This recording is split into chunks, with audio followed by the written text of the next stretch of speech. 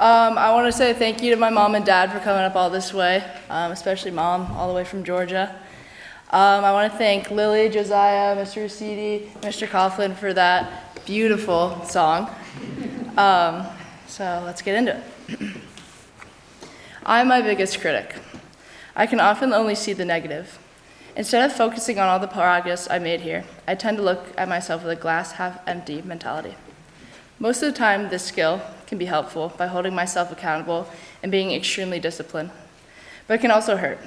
I lived on my own for a while now. In the 8th grade, Jayla and I were on our own most of the time, given that our hockey coach, who was supposed to be the adult, was rarely around. We cooked our own meals, or at least tried to, which let us eat raw food 75% of the time. But for the most part, I was extremely independent. Later that year, I applied to Millbrook. And in my head, I'd be only a hockey player for the next 4 years and cruise through my academics. When I arrived, I was extremely unprepared. In the past year and a half, I had not been in classroom. My entire education was through Zoom. I never paid attention in any of my classes. My first 2 weeks were not smooth sailing. I started to fall behind my classes very quickly, and I just told myself to push through.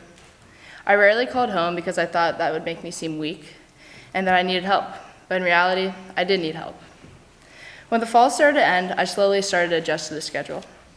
I was still extremely shy with the faculty, and I only talked to my roommate and the girls on the hockey team.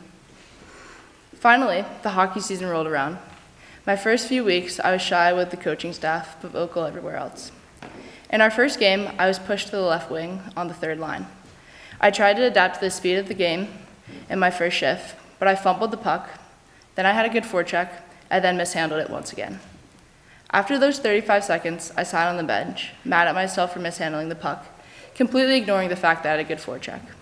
Shift by shift, I began to be more frustrated with myself, hitting my stick against the boards, shaking my head, and only focusing on the negatives, causing me to have a terrible game.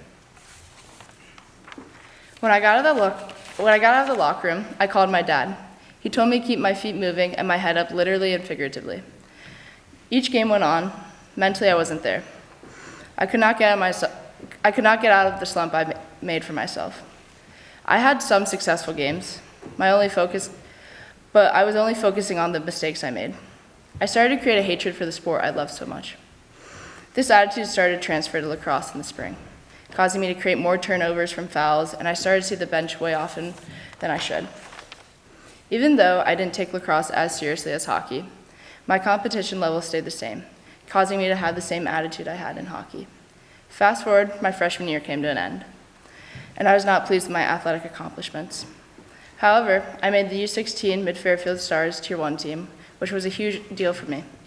I wanted to make an impact on the team, so I started going to the gym at the crack of dawn, focusing on developing more speed and strength. This cycle became more and more vicious as the weeks went on.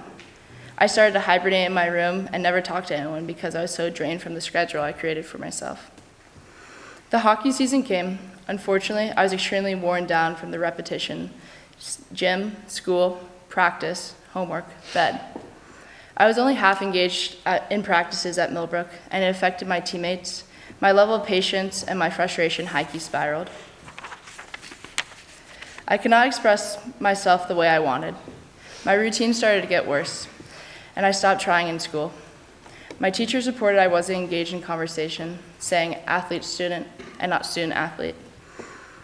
On game days, I barely pushed through. I wasn't 100% energized and relied on energy drinks.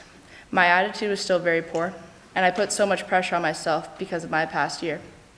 Overall, that team was the strongest it has been during my time at Millbrook, but I felt I wasn't giving enough. I never felt proud of myself. I wanted to fix my problem, but I didn't know how. I felt like asking for help, even with the smallest things, was a sign of weakness and that I could handle it on my own. I started journaling. Every morning, I sat at my desk and wrote one goal out for myself. Say one thing in class, or raise my hand. Say a positive thing at practice, or spend more time out of my room than before. The journaling helped. I didn't put as much pressure on myself. I won a national championship, and I started to enjoy sports again. I knew my junior year wasn't going to be easy. I'd be a dorm leader and a hum-dev facilitator, and I told myself I needed to learn how to ask for help. I started using more resources like Ms. Tino and Coach Pecchia. as small outlets to talk about my athletics and overall well-being, and the fall felt good for me. Hockey season started, and I was very stressed. I was sending out emails, making sure I was ready for each game, was statistically a strong player, was putting the puck in the back of the net, earning a lot of playing time on special teams, but mentally, I was struggling. Instead of going to my regular routine of shutting down, I started to ask for help. I didn't ask for it in a formal way of saying, I need help, but I started spending more time in the moment and talking to people about how I felt. I started to handle my reactions with less frustration and anger at myself. Keep in mind, I wasn't perfect. You can ask Coach Shapey. But I saw progress in myself. My junior year was by far my favorite year playing hockey so far. I loved the team, we were successful, I was successful. Unfortunately, we lost in semis again. But while I was getting undressed, I realized it was my last game with some of the seniors I had played with for the past 3 years that had impacted my career tremendously. I sat in the car and I was silent, not entirely because we lost, but because I realized that there would be a lot of changes going into my senior year. Lacrosse was fun again.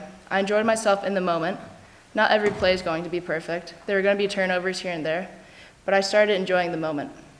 And the year ended, and I packed up my room in Abbott, my second to last time moving out. And I sat in my empty room for a minute and realized next year would be my last run, so I had to make it count. I put pressure on myself to absorb every moment.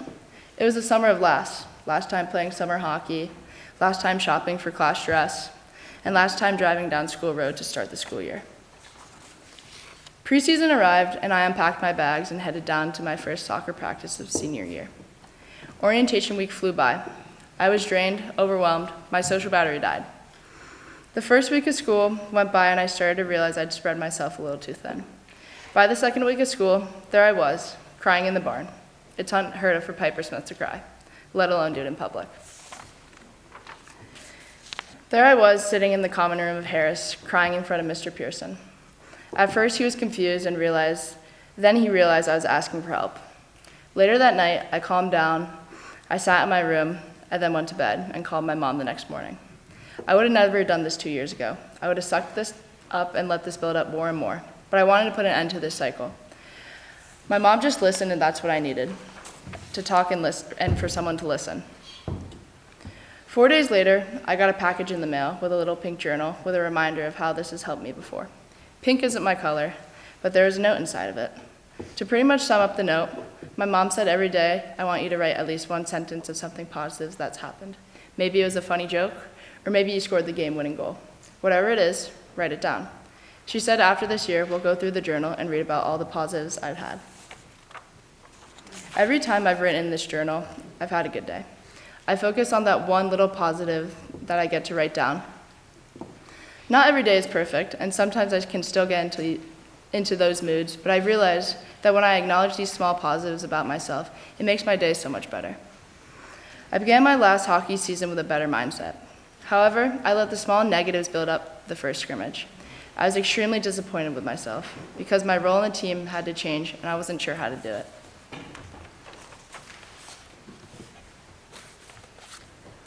I found myself in a place where I reached out for help, calling my mom and talking to Coach Shapey.